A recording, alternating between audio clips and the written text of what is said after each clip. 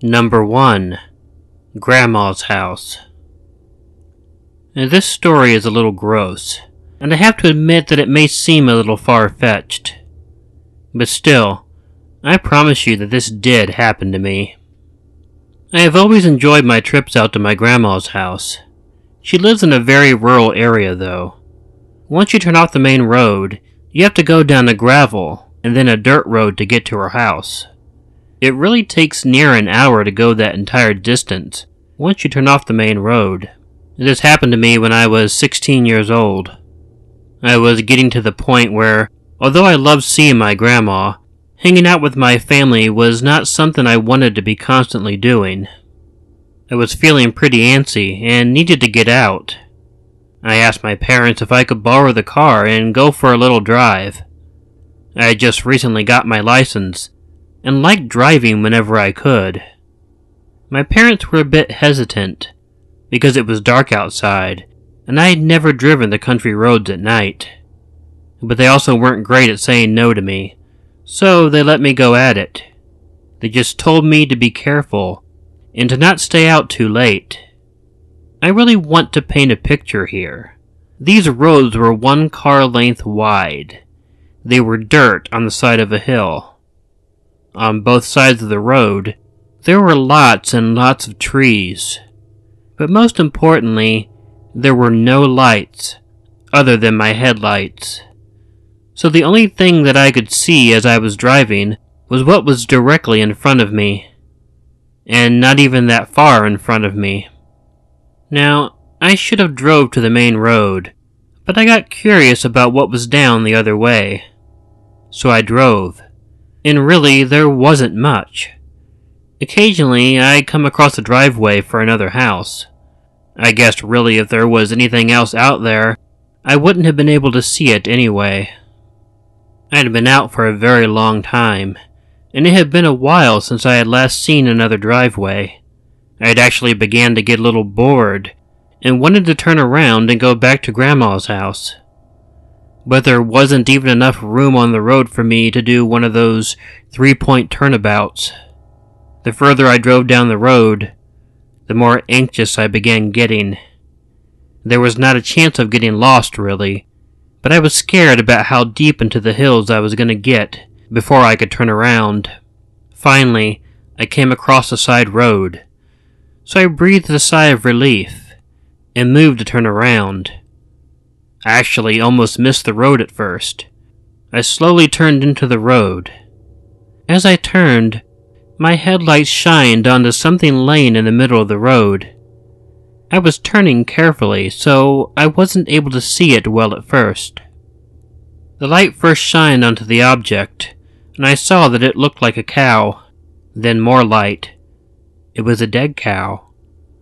Then more light. There was some sort of animal hunched over the dead cow and eating from it. When I turned fully, the entire scene came into view. One of the creatures looked up at me, and I almost felt my blood curdle. It was a human being. Correction, 2 human beings, covered in dirt and blood. It looked like they had been eating the dead cow, and my headlights were shining into their eyes. I pulled backwards out of the side road as quickly as I could. I didn't even look back at the scene, as I got turned around on the road and drove as fast as I could back the dirt road to my grandma's house.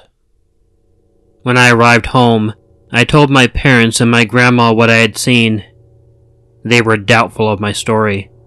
My dad told me that I had never driven down that dark of a road before for such a long time. He said my eyes and my imagination were probably playing tricks on me. Maybe, but I don't think so.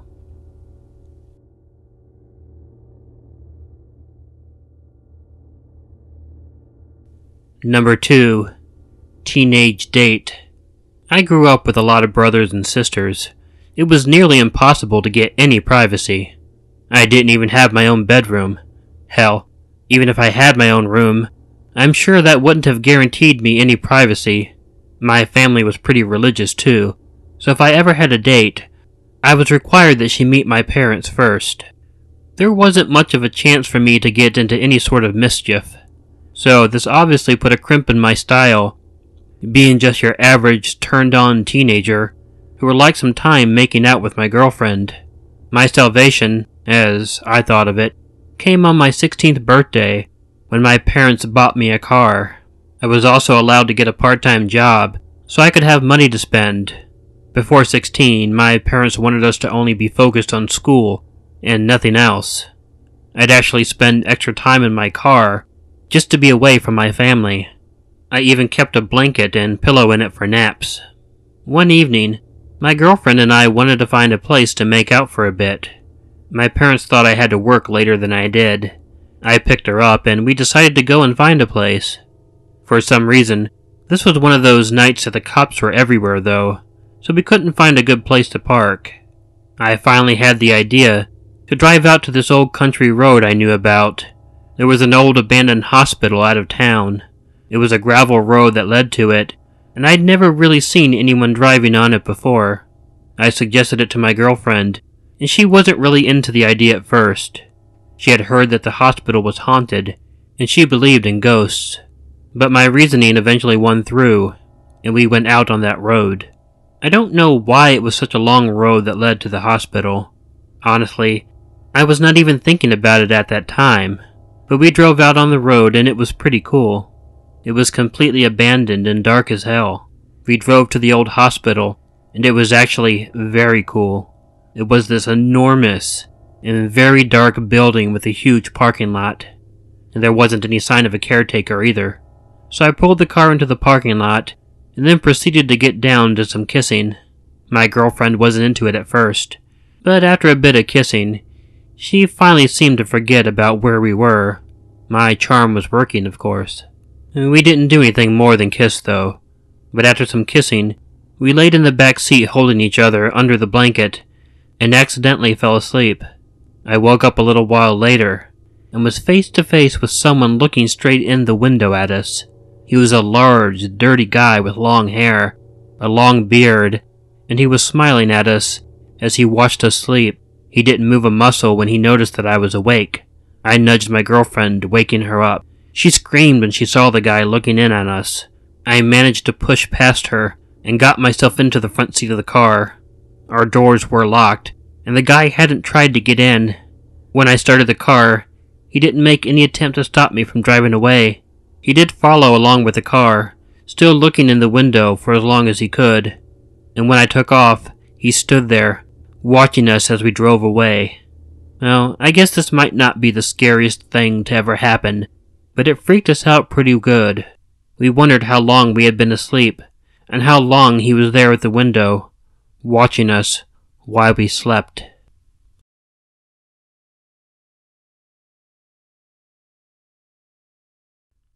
Number 3.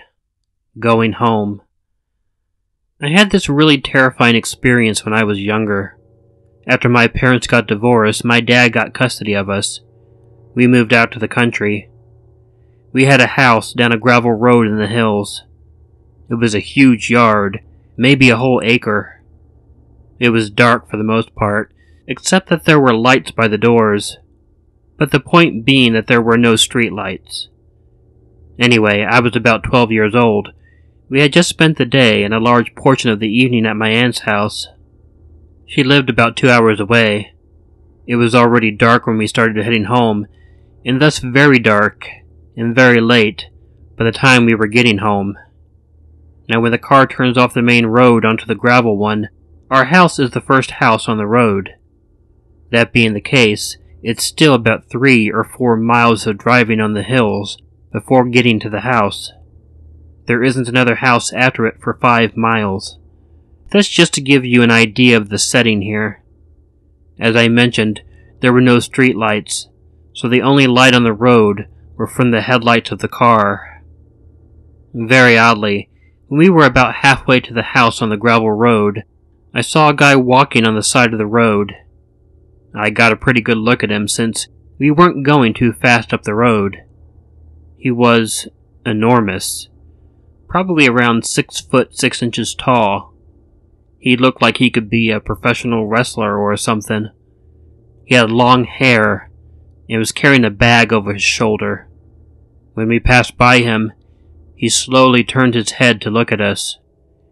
He had a pretty freaky appearance, and he walked slowly. It was like his eyes locked with mine, and kept locked until we passed. I didn't really think too much about it after that, but when we got back home, the rest of my family immediately went to bed. I wasn't really tired, so I didn't. I stayed up and read for a while. We had a house with a full-sized basement. It wasn't finished. It had cinder block walls, and it was pretty dark down there.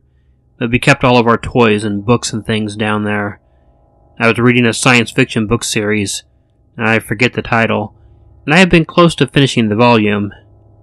It was nearly midnight by now. When I finished the book, it ended on a cliffhanger.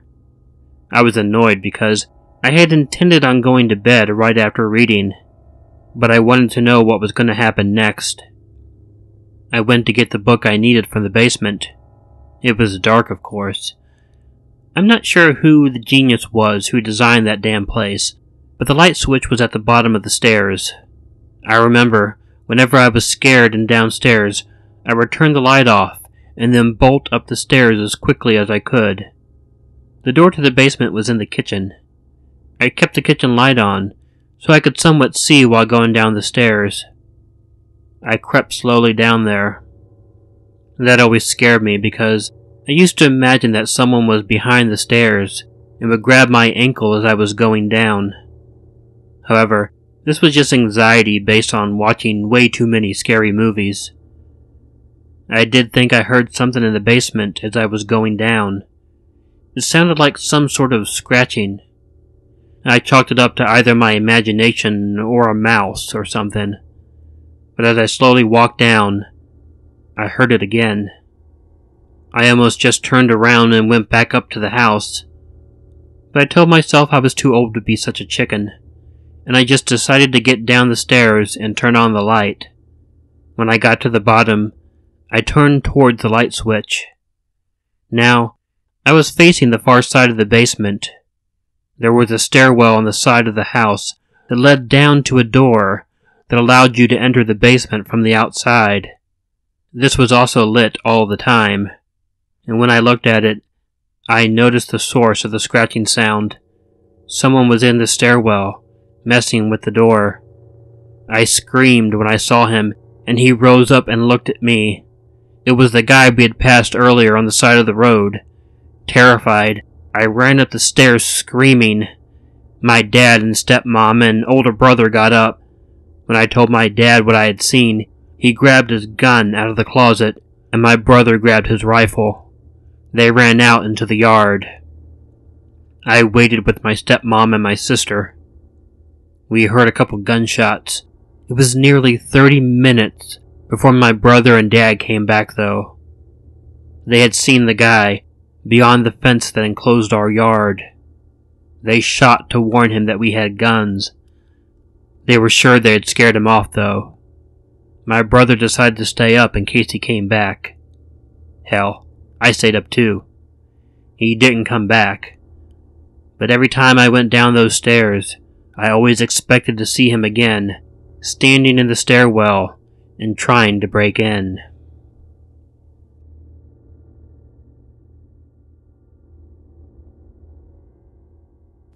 Hey y'all, Killer Orange Cat here. If you like this video, please let me know by hitting the like button. If you're not already subscribed to Killer Orange Cat, please hit the subscribe button below, or use the Ichigo icon that will appear at the end of this video. Feel free to leave a comment to let me know what you thought, and share this video with someone you think might enjoy it. If you're truly bored, you can always follow Ichigo and myself on Facebook and Twitter. It's been a really good week here. My Teenage Runaways video has been my most viewed video since last October. This of course makes me tremendously happy, because, as has been noted by some of my viewers, the topic is very near to my heart. Thank everyone who has watched and commented and liked that video. I'll see you all tomorrow, and until then, don't forget to make sure to check in your closet and check under your bed, because you never know where a killer orange cat might be hiding. Good night.